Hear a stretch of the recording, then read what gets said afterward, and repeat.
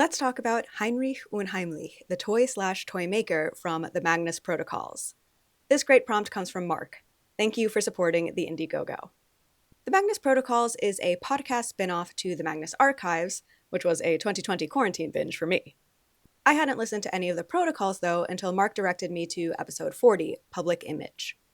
In this episode, investigator Alice encounters the entity Heinrich Unheimlich.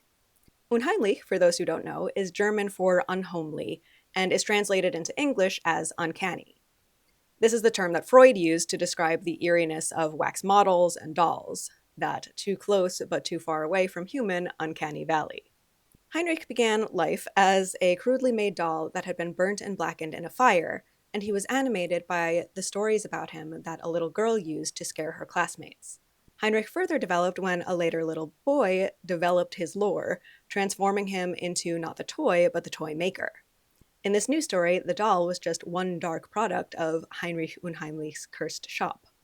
He would dispatch his toys to go after the parents of any child who would publicly doubt the stories and therefore diminish the fears of the local child populace.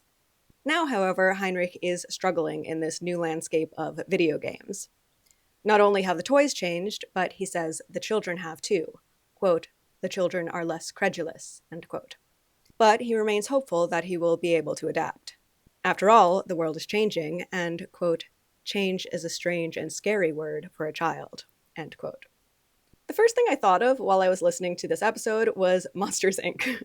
In that story, too, children are becoming harder to scare in the modernizing world.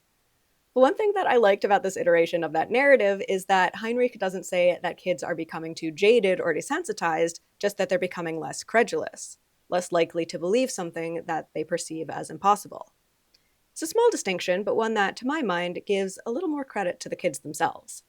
The other fun little twist is that Heinrich was created not just from the fear of children, but the fear-mongering of children.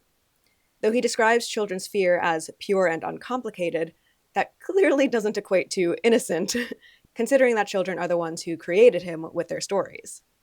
It's a creepy and interesting take on children's culture, which is produced and maintained by kids away from adults.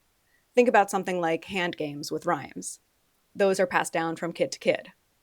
Children's cultures often include scary stories and urban legends, and I like that the tale of Heinrich Unheimlich does not deny the power of that storytelling.